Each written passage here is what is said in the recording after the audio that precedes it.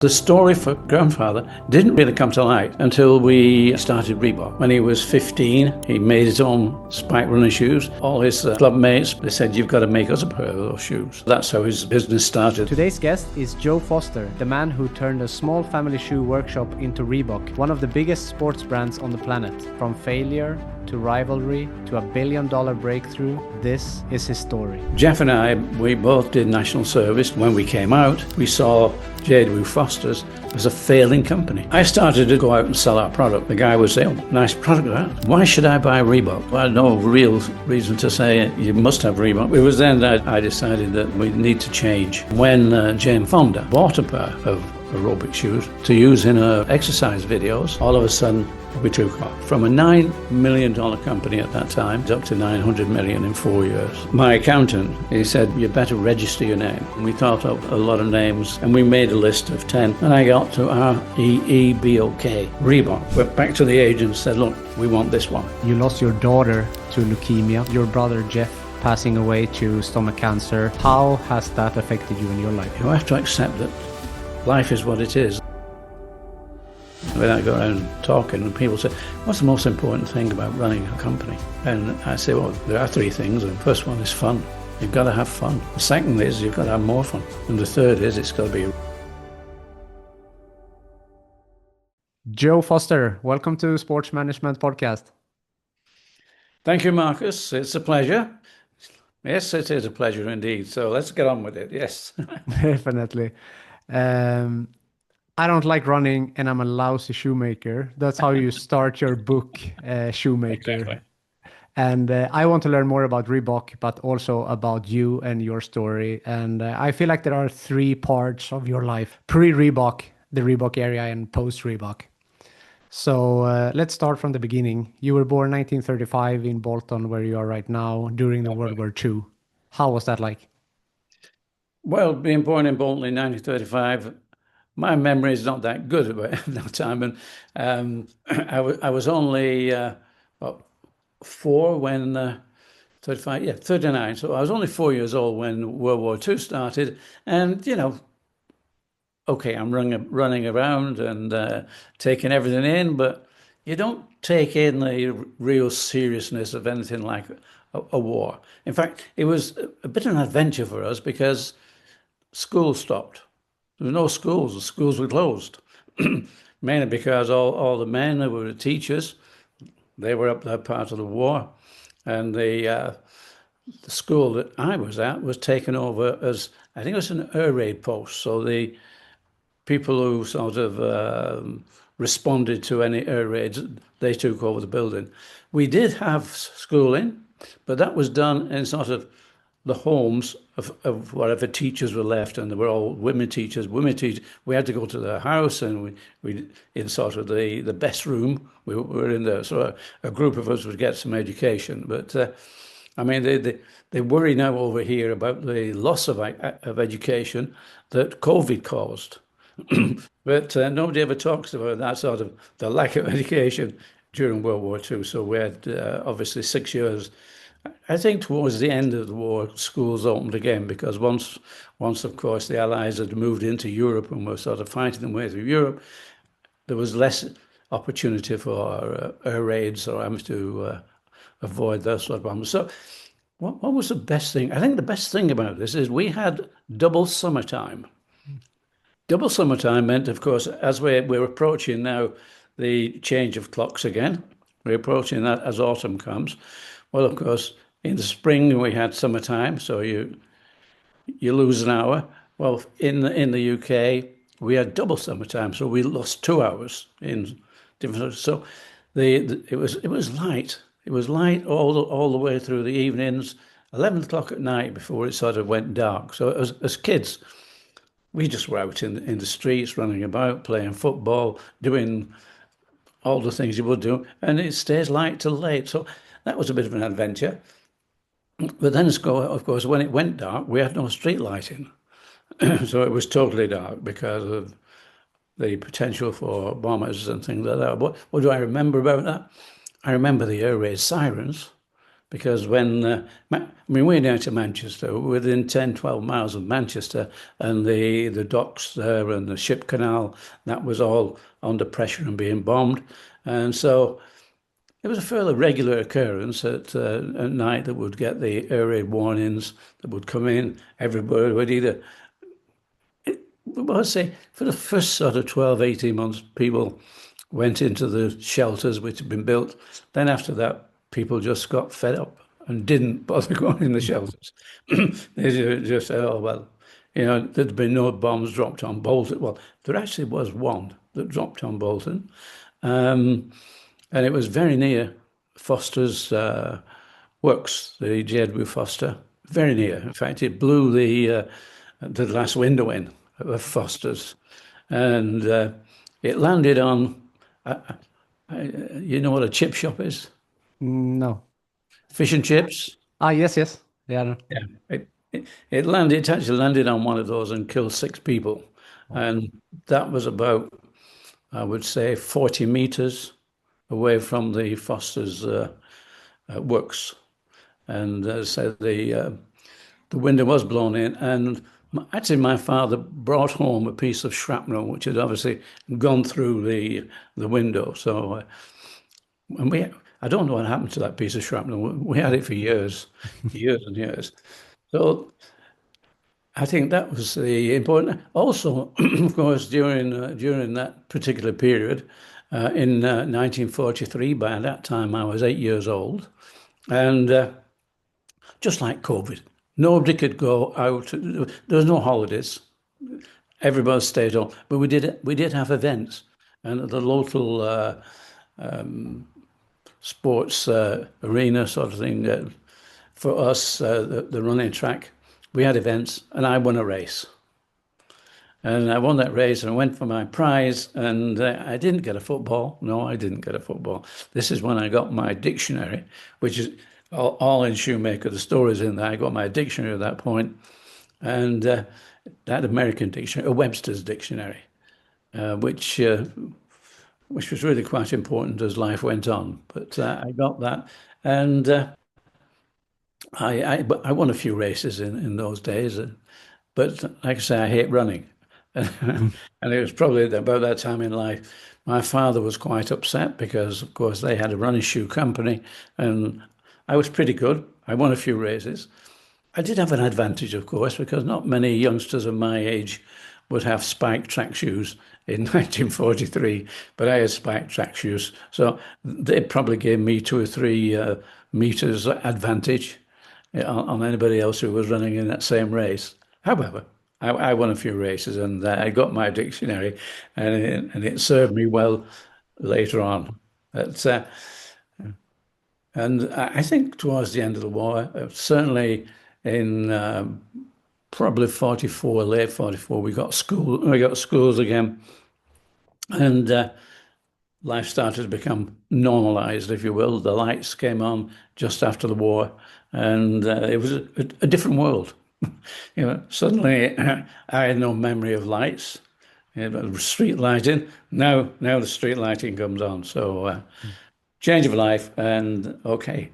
Yeah, I understand. And you mentioned the dictionary, the Webster's dictionary, and your spike shoes, and both of those are big pillars in your story. But to then we need to back up a little bit more. So in 1895, your grandfather started J.W. Foster's and Sons, and they invented the first spike running shoe. So can you, talk us through the story from your grandfather's business and onwards? Well, when Jeff and myself, we sort of became part of J. Edward Foster's. We eventually started to work in the company, and we didn't know an awful lot about grandfather. We didn't know that much of what he'd done. We understood that he sort of made spike running shoes, but the story for grandfather didn't really come to light until we started Reebok. With Reebok, we knew we had to research our history. We knew we had things to do that Foster's hadn't done as sort of running and athletics became bigger and bigger. And we researched back to grandfather. And grandfather was born on the 18th of May, 1880. When he was 15, he made his own spike running shoes. His father was a confectioner, but his grandfather, my grandfather's grandfather, was in fact a cobbler. And my grandfather didn't want to be a confectioner. He wanted to make shoes or repair shoes. That's what he found. So he used to go and see his grandfather quite often. And his grandfather repaired street shoes, but he also repaired sports shoes. In particular, he repaired cricket boots. And cricket boots did have spikes in. And we can only we can only assume that he sort of asked his grandfather why and got the answer, it gives them grip. And he thought, why don't I put those in my running shoes? Because he was a member of what was then Bolton Primrose Harriers. I don't know where the Primrose came from, but that was the name. There was Bolton Harriers and Bolton Primrose Harriers. So he was a member, and so he made himself a pair of shoes and improved his performance beyond question, to the point where all his club mates, people in the club as well, they said, you've got to make us a pair of those shoes. So that's how his business started there, because he had to make shoes for everybody in the Bolton Primrose areas. And I think eventually he actually became a big member. Well, everybody wanted to go and get a pair of Joe Foster's shoes. His name was Joe Foster. And as I say, he was born on the 18th of May, and I was born on the 18th of May. But it was 15 months after he had died. So my grandmother just said he's brought his name with him. So I became Joseph. But it's good for the story. Yeah. It's good for the book. You know, no matter which way we look at that, it makes good reading in the book. And but my grandfather, yes, I mean, he had success in 1904. He had 3 world records in his shoes. By 1908, he had Olympic gold medals. And of course, probably the most famous thing that we learned about this is that Eric Liddell and Harold Abrahams won gold medals in 1924 at the Paris Olympics, which is last year, 100 years celebration was also the Olympics in Paris in 2024. However, Harold Abrahams won the 100 meters and Eric Liddell the 400 meters. And there's quite a story about Eric Liddell and Harold Abrahams. But he supplied both those athletes with the running pumps that they won their medals in. So we can claim for my grandfather that the Chariots of Fire, which was a film that was based upon those two, I think 2 or 3 runs, but those two in particular, Liddell and Abrahams. And those are the sort of things that we dug up, we learned about. And we've got all the photographs and a lot of evidence on this. So he made those shoes.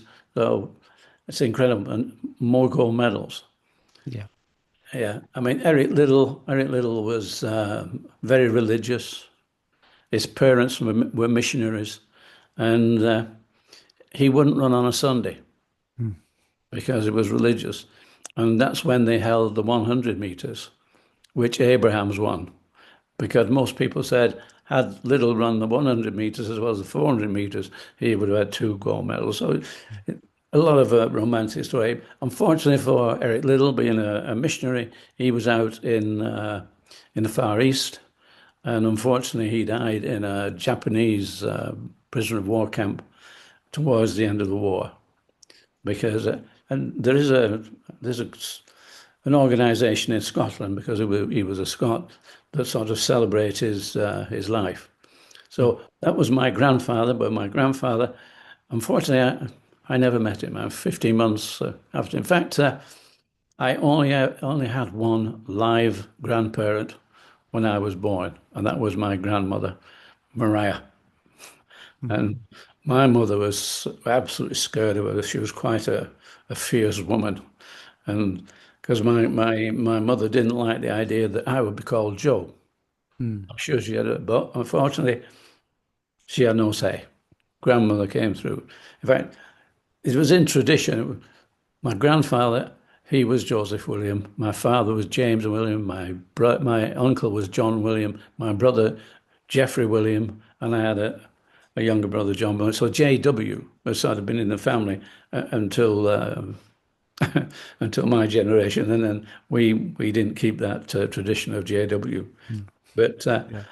my grandfather, he obviously made quite a mark, but of course we didn't have the media we have today. We didn't have that communication, so all you can find out is what is in newspapers or what you can read in different places. But Mm.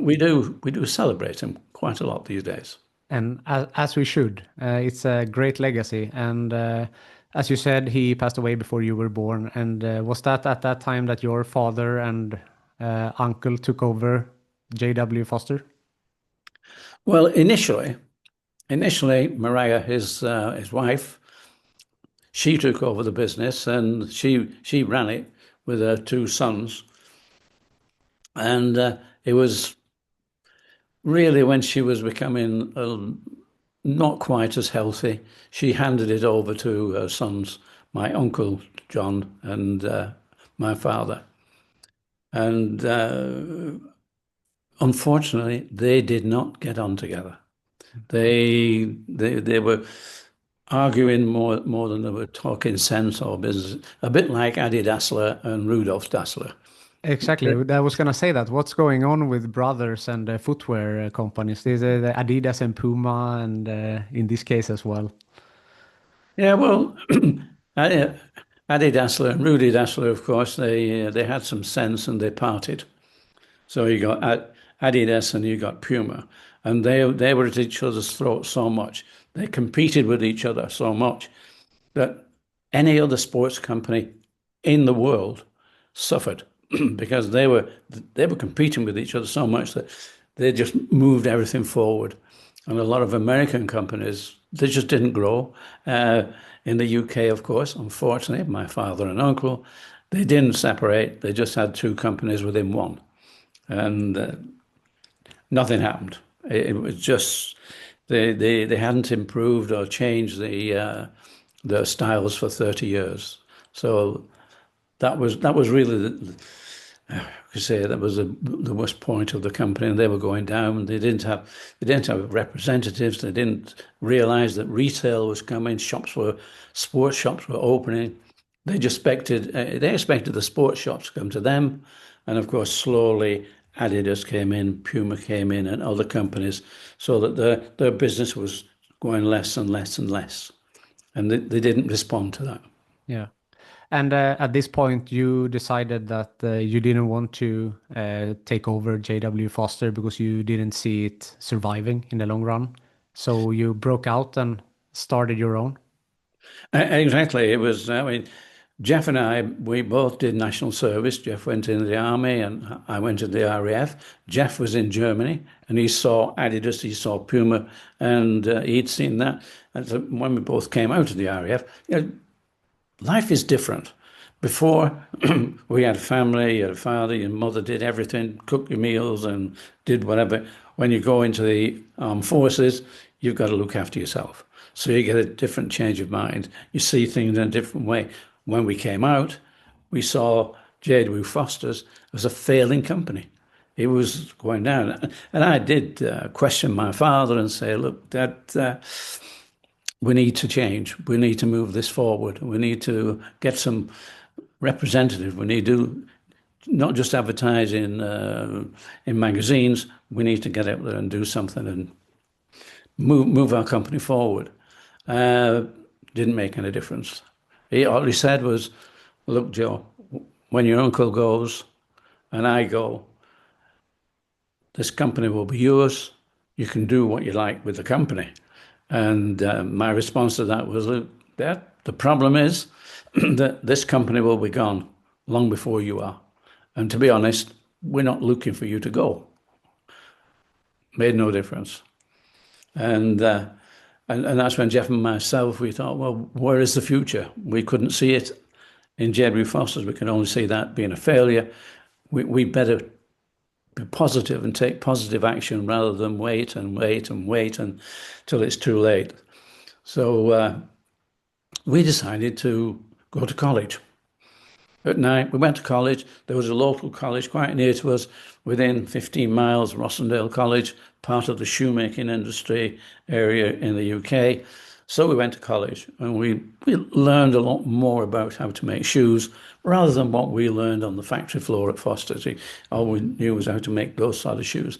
But the most important thing about going to college is that not only did we learn something about shoemaking and leather making and that, we made a lot of friends. We picked up a lot of people that knew what to do and where to get things when we moved out. We wanted a machine. We would ask around people at college, and we would get machines. Sometimes for nothing. Sometimes we'd be given machines, but all the early knowledge that we needed came from the college. So that was a brilliant help for us, and helped us set up our small factory in an old brewery. It was an old Bury Brewery was the next town, 6 miles away from Bolton is Bury, and that's nearer to the shoemaking area. So we went there because we could probably get labour. We could get some women who would do sewing machines, and we could get some men who worked on production lines, and we did that. So that was a pretty good move for us. But it was quite a rundown building. Again, if you read the book, you find that we could only put the machinery around the edges because in the middle of the floor was so, what do you say, dangerously, well, dangerous. The chances are that machinery would just end up in this cellar on the ground floor, and we couldn't use the ground floor because for some reason the brewery there were no windows, so there was no light in there. We'd had to work in sort of artificial lighting all day, and we thought it better if we worked on the first floor. There was another floor above, but because the roof of that building was in such bad condition, rain came through every time, and we're in the northwest of England, and we get a lot of rain. So we had a lot of buckets and all sorts of devices to catch the rain, which saved it from coming through so that we didn't have to worry about the rain. But the floor itself above us was unusable.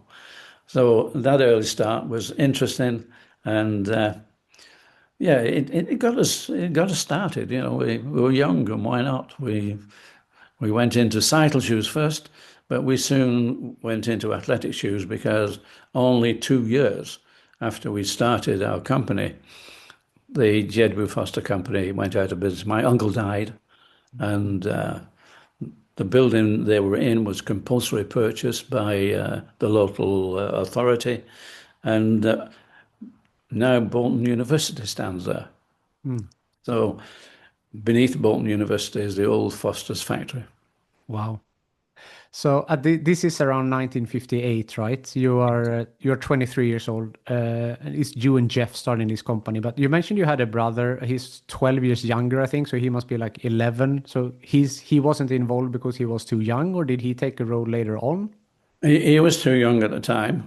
He was 13 years younger than me, so he'd be 10 when we moved and set up the company. He did come to work for us later when he came out of education. But oddly enough, a bit like my father and uncle, Jeff and our younger brother, who was 15 years younger than Jeff. Because let me just take back a bit. We understood that we shouldn't work like father and uncle. We've got to get on. And during our time together, we never had a bad word together. We never had. But Jeff said, "Look, I'll look after the factory," because he knew I was not really interested in the actual manufacturing of the product. So he looked after the factory, and Jeff said, "You look after everything else." So I got everything else, which was designing, marketing, you name it. I looked after everything else.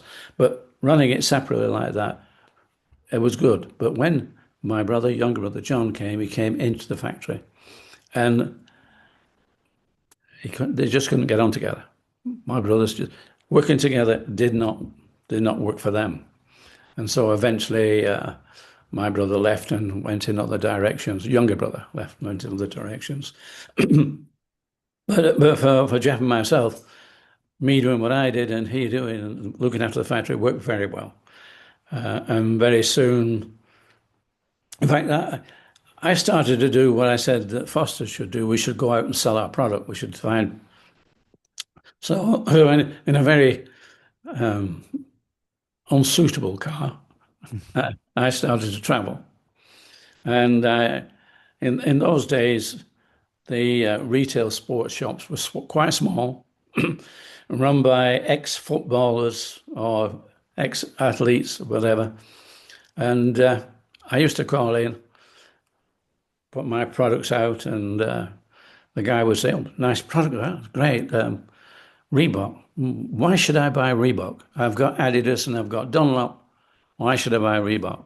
Well, I know real reason to say it. You must have Reebok because they're in demand. They weren't. So it was then that I decided, after about maybe 6 or 7 times being told, why do I need Reebok? I decided that we need to change. They didn't need Reebok.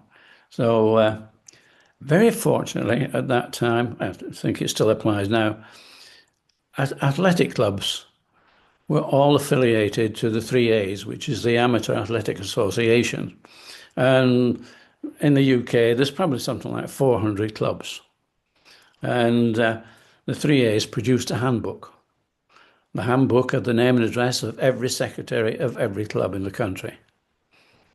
Not a difficult decision. I had to write them a letter and say, if anybody in the club wants to become an agent, we'll give them 15% off that they can keep, or they can give the 50% discount to whoever, or even put it in club funds. My first letter got me over 100 agents. And so the business started to grow. And in the end, I probably sent out 3 or 4 letters and ended up with about between 200 and 300 agents, which was brilliant. We now had a business, and then the sports stores started to phone me. They got on to them, "Mr. Foster, you're dealing directly with our athletic club. If you stop doing that, we'll stock your shoes." But by this time, I decided, no, this is the way we are going. We're going selling direct to athletes. And I said to the guys who did phone, I said, "Look, if you stock Reebok, we will advertise the fact that you stock Reebok. And you will get it at a much better price than the athletes or the agents get. You get it at least 50% off, at least half price." And I said, "I'm sure you can give them a 15% discount if you want." And about 90% of those who phoned me actually did that. They were quite happy to do it that way. And I think athletes were quite happy to go into the shop and try something on, rather than take the risk of what happens with a mail order and sizes and whatever. But I mean, Foster's had done direct sales more or less all their existence because they had to. There were no retail shops early on. But that's a bold decision because the direct to consumer is a talk today, and Nike was doing a big thing with closing down a lot of retail stores and going more direct. And I mean, this is like in the 60s. I mean, very, very early, Yeah. and still something like it's a bold decision. So, were you ever afraid that it would backfire? I was too young for that. We were, you know, if you want to be an entrepreneur, you have to be an optimist. Because if you look at all the improbables, you probably think there are too many. So you have to say, no, it doesn't matter. We'll go.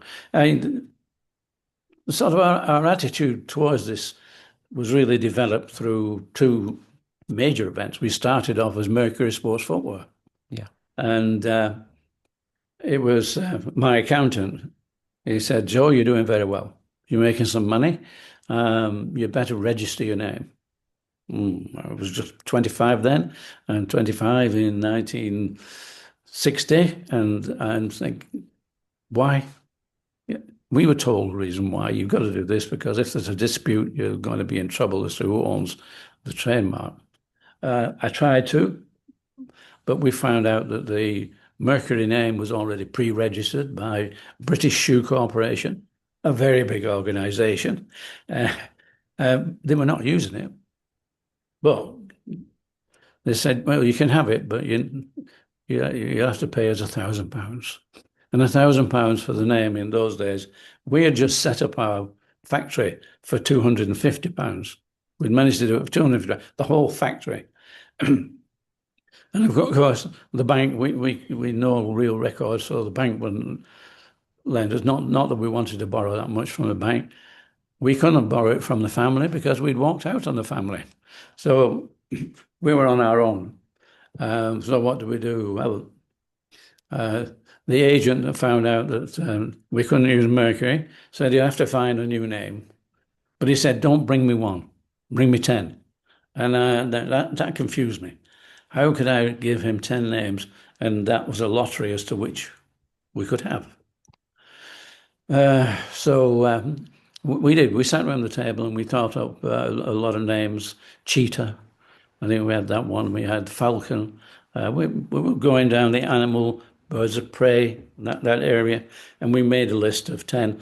But that was where my dictionary comes back into this. Because I had my dictionary on the desk next to me whilst I was sitting down talking, and I opened it at the letter R.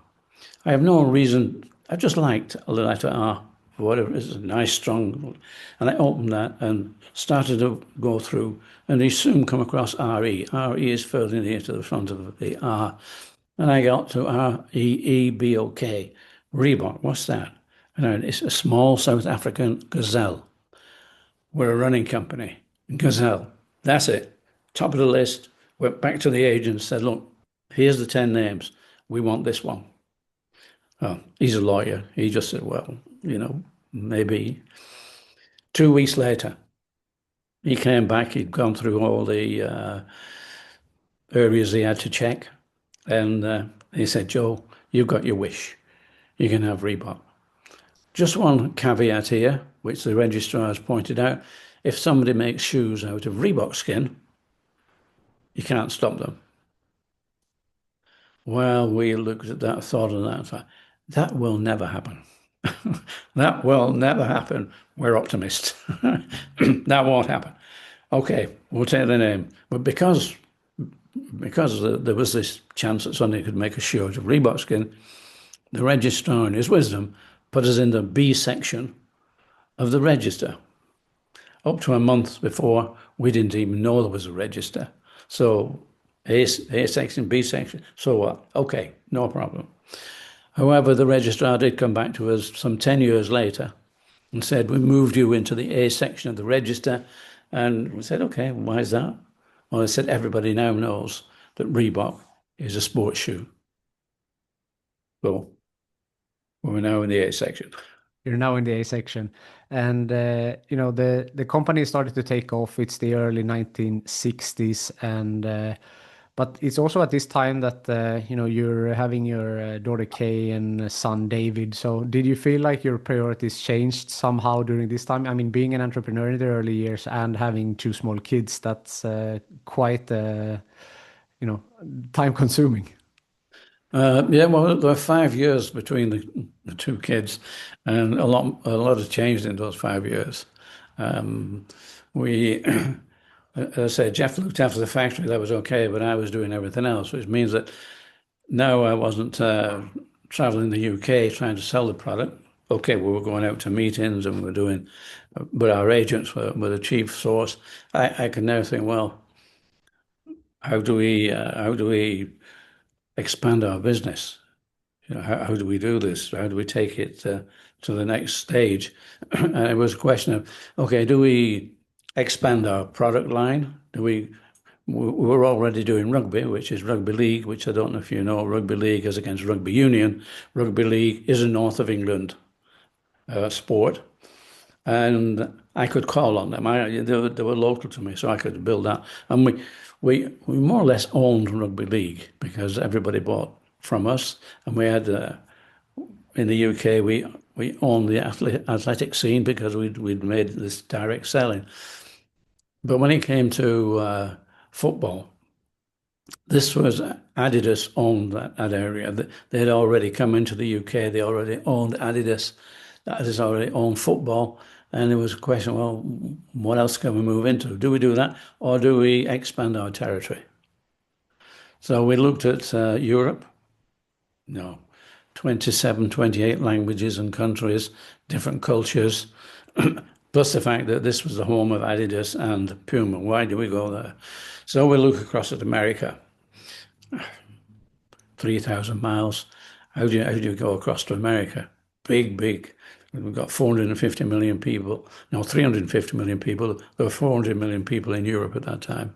So there were more people in Europe, but the people in America, there was much more disposable income. They had more income. It was a better place to be. But the family was sort of saying, we can't afford to send you to America and do whatever. It's going to cost an awful lot of money to get into there. Fortunately, there was a magazine called Eurosport. And Eurosport, it's basically the government, the British government, actually advertised in Eurosport. And they wanted us to export, and they wanted us to export to America. And I read this, and they said the advert was saying that they would pay for a stand at the American exhibition. That's the one in Chicago. In Chicago, they had the big American, and so okay, they would not only give us a stand there, they would also pay for our airfare return and 50% of what it cost us whilst we were there, so any cost. And at that point, the family had no objections. You can go. Now, this is 1968, and I actually went with a friend as well because whilst he was a retailer, and we were actually making a product for him, we were making a climbing boot for him, he decided he'd come with me because he may be able to sell some of his shoes into America. So we went to the NSJ show, which was in February in Chicago, National Sporting Goods of America. And Chicago in February is not an ideal place. It's very cold. And okay, colder than I'd ever been used to. But we decided, so we went off to America to the NSJ show. And a lot of people like Reebok. Oh, I love your product. That's okay. But I didn't sell anything. They would say, where do we get Reebok from? And I would say England. And they'd say, is that New England? They would, no, not New England. England, across the water, across that. Oh, near London. Yeah, near London. That was as far as I got. They just did not want to import. However, my friend, it was Bob Brigham, he actually sold some of his climbing boots. So the outdoor industry were quite happy to import.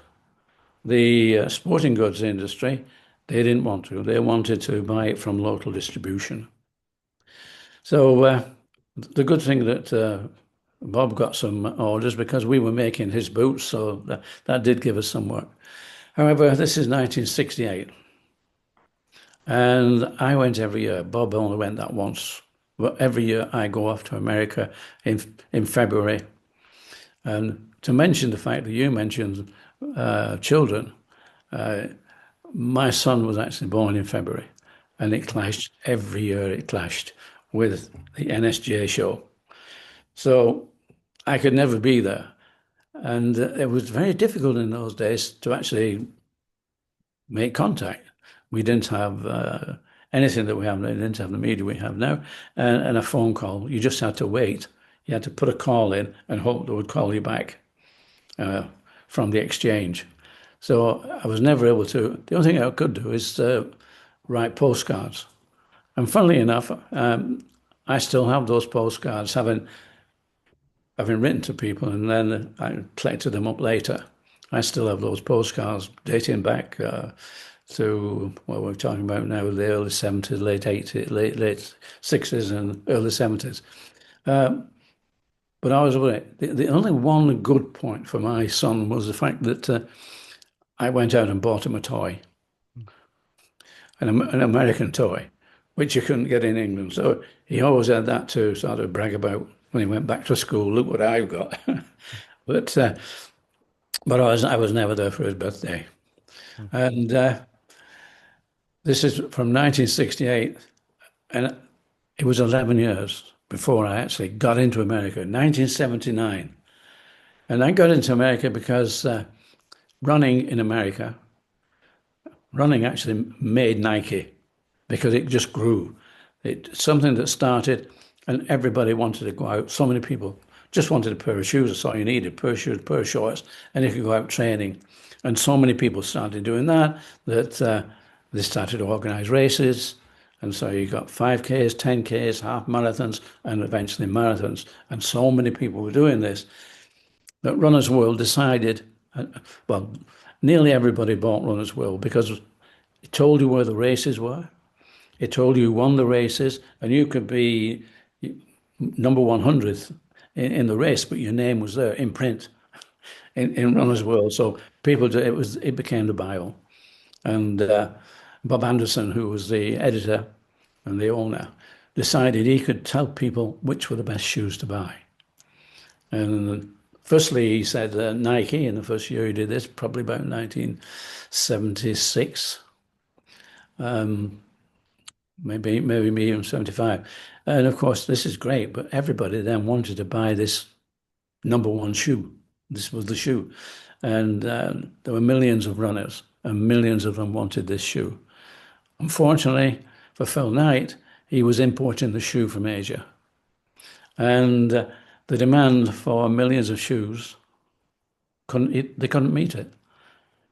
It took them 12 months to get the thing rolling. By that time, the retailers had lost so many sales, and everybody became upset at that. So Bob Anderson, a year after, said, "Oh well, it's a different company." I think could have been New Balance, could have been Brooks. Three put the same thing happened. Couldn't get the product. It was a failure. Third year, Anderson decided. I don't know if somebody sort of hinted he should be doing this differently, but now you can do it as star ratings. So start with the top 5-star ratings and then work down. That way he could have at least 3 or 4 shoes in every category. There could be 5 stars. And we were experienced. We've been making athletic shoes for a long while. We knew that we had a good chance that we could make some 5-star shoes. And as it happened, we got 3 5-star shoes. The training shoe, which was Aztec, that would be the volume. Then we had a spike track shoe that also got 5 stars. And we had a racing shoe that got 5 stars. So all of a sudden, from trying to get into the market wanted us. And it was in 1978 that I met with Paul Feynman in 1979. We actually did the deal, and he became the distributor in America. Mm. So that's how we got into America, and our business started to really grow. Yeah.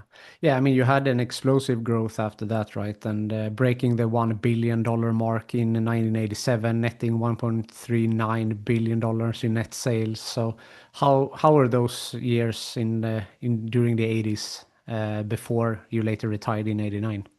Yeah, well, early on in the 80s, it was we were doing nicely. We were doing fine. And then our guy, who was really a technical rep in Los Angeles, his wife was going to these classes and coming back home with their friends, and they were really full of it. And Arnold said, Frankie, what are you doing? And she said, well, we're doing aerobics. And of course, Arnold didn't know what aerobics. Nobody knew what aerobics was. So he said, well, what's aerobics? And she said, well, we're exercising to music and we love it. Arnold went to the next class, 30 girls there, and the instructor, half of them were in just a white sneaker, a running shoe. And it just came to him, why don't we make a shoe specifically just for aerobics, for women, in women's sizes, on a woman's last? Why don't we do that? He's in California. Paul Feynman, who I met and was CEO of the Reebok USA, he's in Boston. So Arnold took the flight over to Boston, went there, and sort of met with Paul, gave Paul the story. This is what we could do with this. This is wonderful. And Paul said, just a minute, we'll slow down. I know.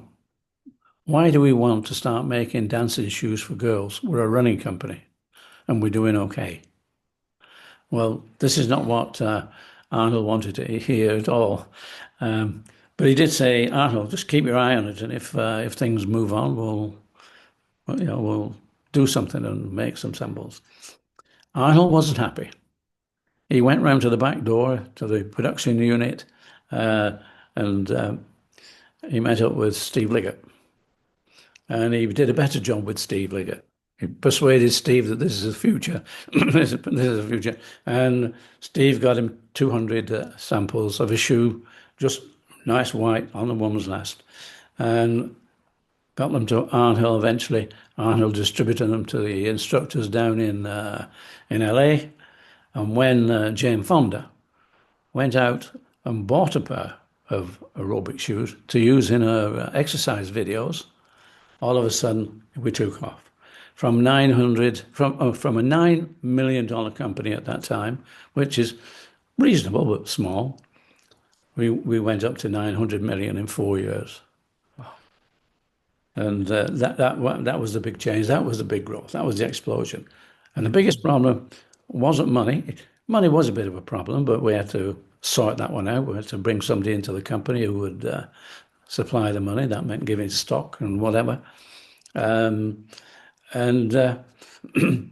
we got then an open credit line. So Paul could buy as many shoes as he wanted. The next problem was what Nike and New Balance or Brooks had faced, the products coming out of Asia. How do you get the volume we needed? We needed millions. And fortunately for Reebok, not so good for Nike. Nike at that point just hit a wall. They got too much inventory. They had to pull out of 4 factories just when Reebok needed it. And so Reebok moved in those 4 factories. And when people ask me a lot of things about how brilliant we did, I say we had a lot of luck. We had a lot of luck that would happen. That Arnold would find the opportunity and that we could then get the product because of the circumstances of Nike. So luck is certainly so important. And I know you've got to work hard and create luck, but you've got to be there at the right time, and that happens to be good fortune. Yeah, So definitely. we had that. For sure. So you later retired in 1989, and the company was sold to Adidas in 2006 for $3.6 billion. Did you have any stake in the company at this point, or had you done an exit? No, by this point I had exited, and in fact, at the end of 89, beginning of 90, at 55, coming up to 55, I decided that, number one, this was no longer the excitement. This company had grown into a big organization with lots of salesmen, lots of accountants, and lots of lawyers. And so I was just more or less traveling the world, putting on distribution around the world, and I'd put a lot on. So we had at least $1 million of global trade, excluding America. America had grown into a big organization. So it had got to that point where I decided that the excitement had gone for me. I could just stay there or do whatever. Otherwise, I could back out, which I prefer to say I backed out of it rather than retired, because retiring didn't happen. I decided it was time to sit back and enjoy life. So I went to Tenerife, which is nice and warm, peaceful. But unfortunately, by that time, we started to get computers. We started to get cell phones. And Reebok are continually sending me messages or phoning me. What happened here and what happened? And so I never really lost contact with Reebok at all. continually sort of being called back. Went to all the NSGA shows. They wanted me there, and so whilst I'm not employed, as it were, I was retained, and just kept going back and enjoying that life. And and it was at that point where when we got Google and we got Wikipedia, and they started telling me how Reebok started. There was even a photograph of Joe Foster, the founder of Reebok, and it wasn't me. So it took a few years before I actually decided I should put that right and write a book. But we had the misfortune just as I got into America. Jeff contracted cancer, and unfortunately, before he got the growth, he died. So that that was one of the most difficult years of. It took me three people to replace him, and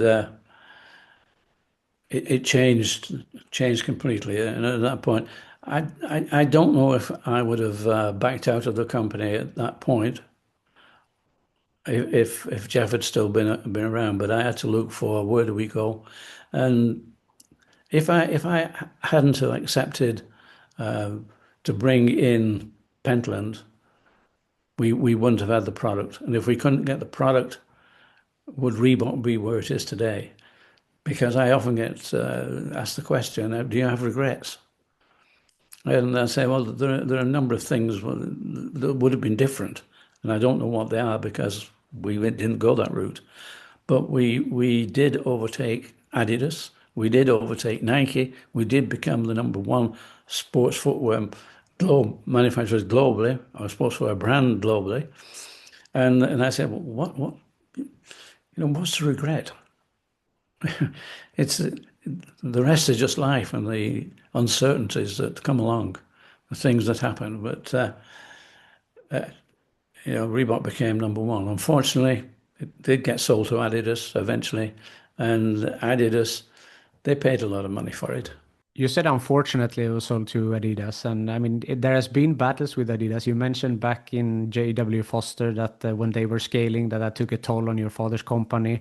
Also, I think that they sued you at some point or for the logo. So has there been this animosity with Adidas?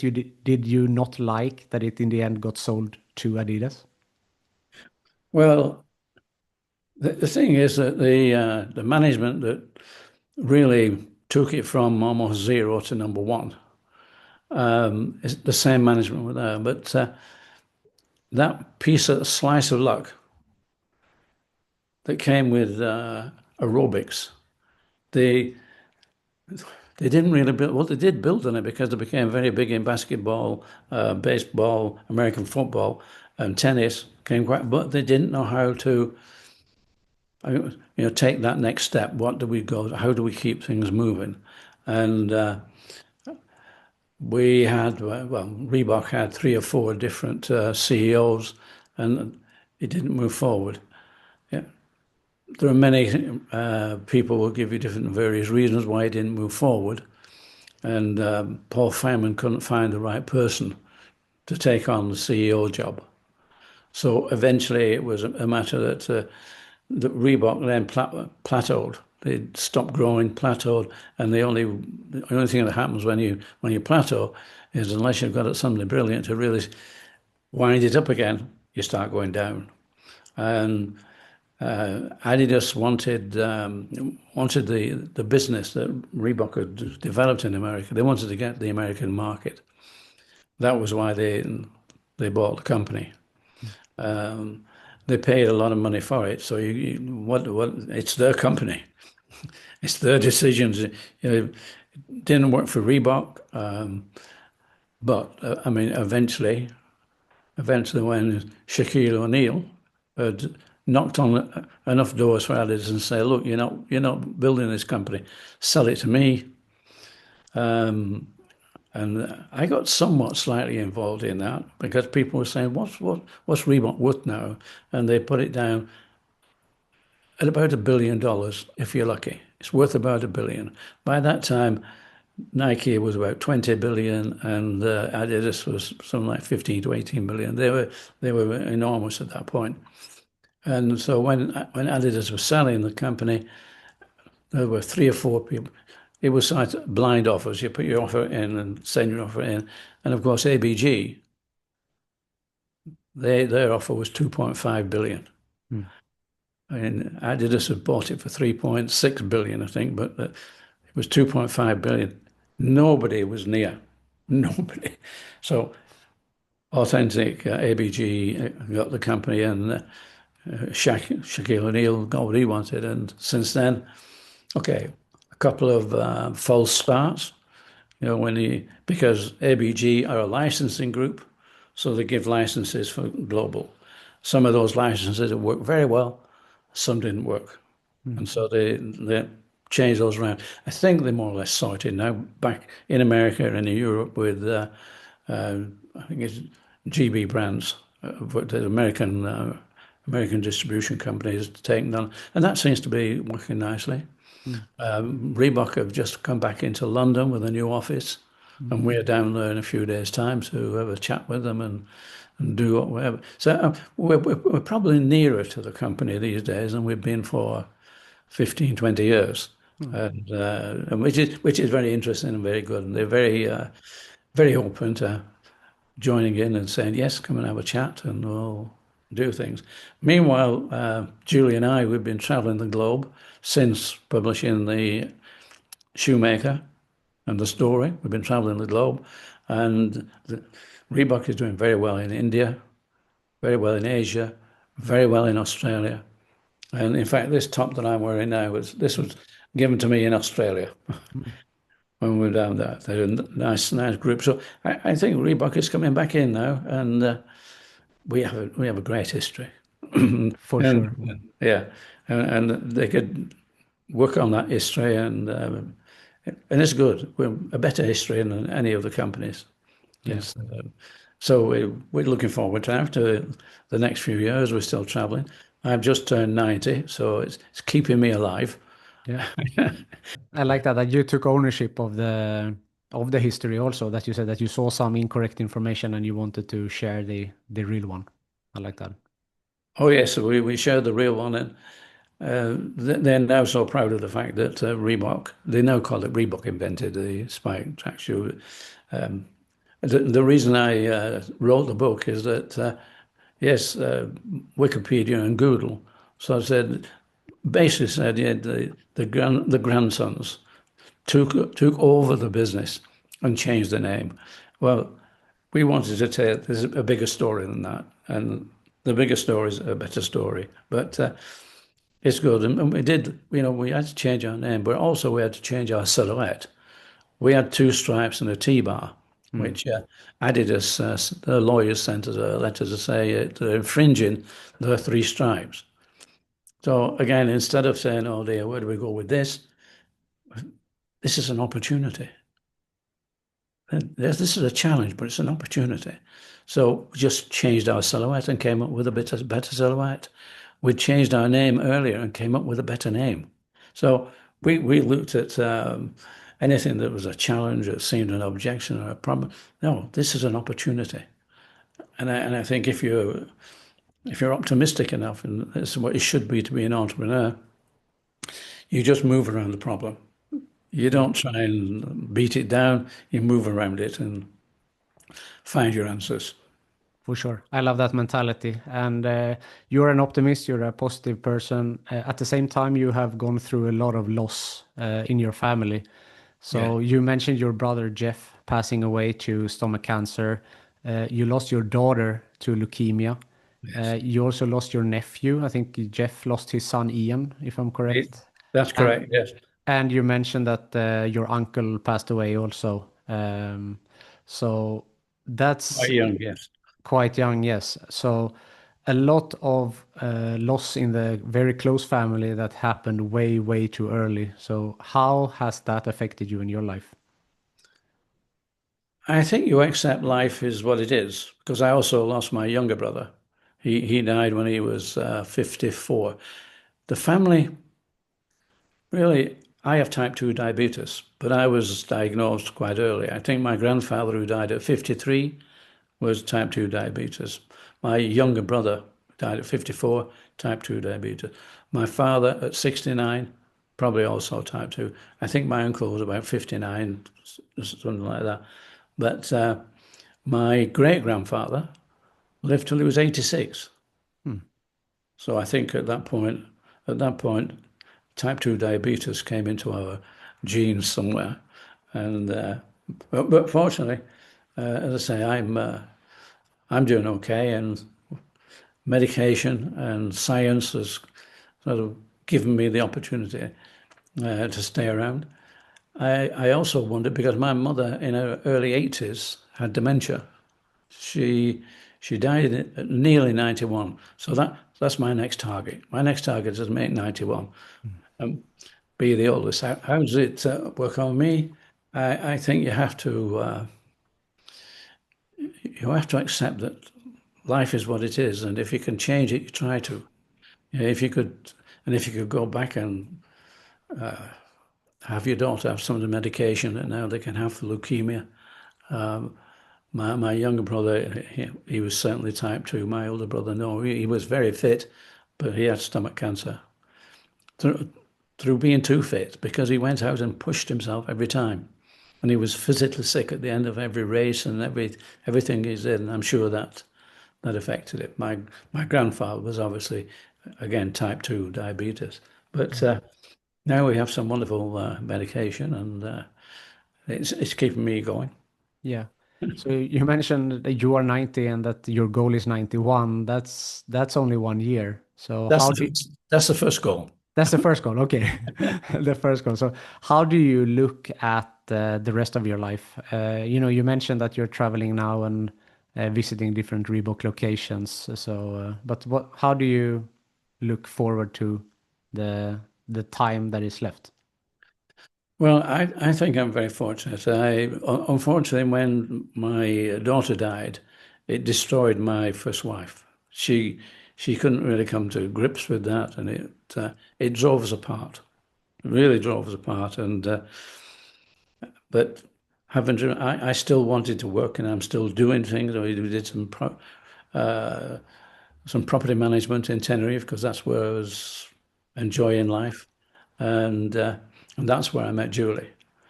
And Julie is 31 years younger than I am, and whilst that in itself is not the problem, if if I didn't have Julie, I wouldn't be as I wouldn't be as able to travel in the way I do. She is the engine room. She keeps everything going, and she's a great communicator. So the last 30 years, last 35 years, I think, since we've been together, uh, this has been having that relationship. And funnily enough, with my first wife, that relationship wasn't there. We were together, but what happened in the UK and probably in other countries, national service took the men away from the group and community they were in. 2 years later, they come back, and half of that community has come together, married, and moved on. So almost the thing that happened is you come back from doing national service, you meet up with somebody, and you get married, and you go through that system in life, and and that's what we did. It was like this is what you do. This is you come back, you settle down, and you have a family. Setting up Reebok disturbed that. Totally disturbed. And when people say when you've got a family, don't you have to, make some priorities? I would like to say yes, but I think that depends upon what is happening with your business, because your business is what really your family relies on. Mm. So when there is a problem with the business or something needs to be done, you can't say, no, I'm not going. I prefer to have a weekend at home. You have to try and make the best. My first wife didn't like to travel. She didn't want, so we didn't get that opportunity until nearly the end. And then we did. And if you've read the book, you realize what difficulties that created. Um, so, And yet, we met so many people, all the Hollywood greats and whatever we were able to with our Monte Carlo tennis tournaments that we had there. We had a lot of those people. So there's been so many different parts of my life that you go in and you go out of. But I think having a good relationship, and Julie had been able to travel with me. We've traveled a lot together, and that's good. Because I remember when I was traveling a lot, but on my own, I would come back to the Reebok office, and people would just walk past and say, "Hi, Joy, you all right?" And just a minute, I've been away for 2 weeks. I've been traveling. I've been to America. We've done this. We've done this, and all you get from the office is, "Hi, Joe. Are you all right?" And walk on. It's like there's you didn't know I did this. You didn't know we did. And so it's great. But in the early days, you build a great team and people who want to be part of Reebok. But things change, things move on. So you've got to move on. You've got to change. You've got to be willing to find the fun and the pleasure. As Yeah. people, when I go around talking, and people say, "What's the most important thing about running a company?" And I say, "Well, there are three things. And the first one is fun. You've got to have fun. The second is you've got to have more fun. And the third is it's got to be a real hoot. You've got to enjoy it so much. And then you've got a good chance you'll be successful." So it's all a matter of being optimistic and being lucky.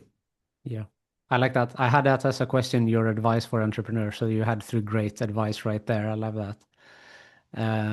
Before I let you go, I've used a few more. I noticed that, Phil Knight and yourself has lived kind of parallel lives. You have Yeah, both started footwear companies that became billion-dollar shoe companies, both lost children. But I also read like you never met him. Is that still true? that's very true. I've never met him, no. So, And I know he used to have fairly sort of antagonistic arguments with Reebok in America because he's in America. So really his focus was on what was happening in America rather than me. I would probably like to meet him, but I don't know how much aggro he carries. I don't know. mm, I don't know if he carries it. I know there's a lot of stories uh, about the aggravation with Reebok. And one was it was the '92 Olympics when the American basketball team won the gold medal, and they had to go up to the stand where where the presentation, but they had to wear Reebok tracksuits because Reebok had bought the rights to the presentation tracksuit. And Johnson, was it? No, Jordan didn't like this idea. And so he draped the American flag over his shoulder to cover the Reebok. That gave Reebok more awareness than had he just stood there and got on with it. yeah. And so, of course, he took his jacket off as soon as the ceremony was over, threw it away. One of his teammates picked it up and said, "Oh, just sign this for me." And so he did. He signed it, Michael. I think it's about 3 or 4 years ago now. It was sold for $1 million. There you go. Yeah, and I Great. think only last year the flag that he actually put over his shoulder was sold for $1.5 million. So, these stories, they're just well, they're brilliant. Yeah. Just like the pump. The pump was a brilliant thing that happened. And the Reebok and Nike were competing for a bladder inside the upper, but Nike chose you would have to attach a pump and pump it up. You had to attach it, whereas Reebok sort of built in that little ball-shaped pump, and that caught on. Nikes didn't catch on. I'm watching D Brown dunking from the, just pumping his shoes up and then dunking from the halfway line. These sort of things built the image. And now when we go to America, so many people in late 40s, 50s. I was a kid when Pump came out, and I just wanted a pair. I just absolutely wanted a pair. And my parents wouldn't buy them because they were too expensive. So I had to get a job. And so they got a job to buy a pair of pumps, and they remember that and they repeat it. So it's good. And I think now that Now that ABG are back and we're talking to them, I think they're going to use the history and come back with that. And certainly Shaki started doing his best to bring Reebok back. And so let's put it this way: it's fun again. Mm. It's fun because they've got to build now, and it's that building that I enjoyed in the first place. You do that building, get something up, and get those small rewards. Just get those small rewards, whatever it is, and you just make a change for people. Yeah, I love that. So finally, like looking back on your, 90 years on this earth and the Reebok story and JW Foster and everything, what's some of the like your best memories, something that sticks out?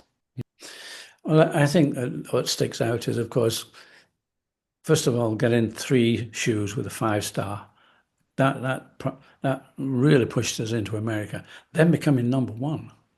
I mean, that we were the number one global sports company. And of course, what was great about that is that we were in Monte Carlo doing the pro celebrities tennis matches, and we managed to meet a lot of people, and such nice people from the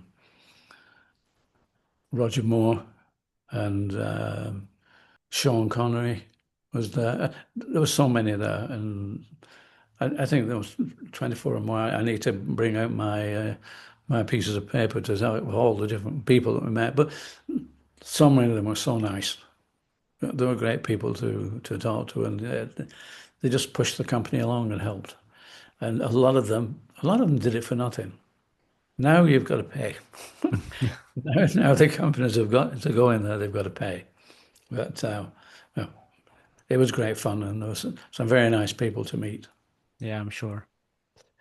That's uh, that's a great way to come to a close. It was a pleasure reading your book. Thank you so much for sending me a signed copy. I will treasure it. I'm really happy about that you said that you took ownership of your history and sharing it with the world. And I think that everyone should read and learn about the history of Reebok.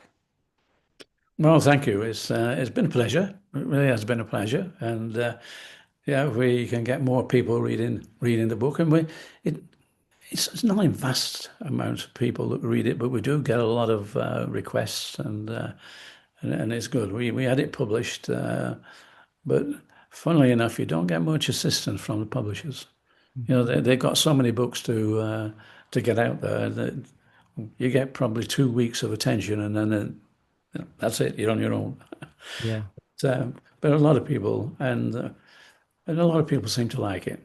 So, so that's good. And these days we're very much involved in another book, Survive and Thrive, which is the stories of a lot of people. And some of those stories are remarkable, are remarkable stories. But it was good to write them down. And so we've done 3 editions of Survive and Thrive, and we're on the fourth edition now, which they're claiming this is going to be a special difference, a special edition to celebrate my 90 years. Hmm. So that will probably come out in, I think I'm looking forward to something like February. But some of those stories are remarkable, and there are some people out there, and I just think my story is so straightforward and nothing, and yet some people have been through hell and back. And they have, and yet they survived. So that's what we're involved with these days. Yeah, that's very interesting, and like that you keep busy, and definitely your story is not. I think you have been through a lot as well, but there are of course other stories out there. But with that said, Joe Foster, thank you so much for taking the time to join Sports Management Podcast. Thank you, Marcus. It's been a pleasure.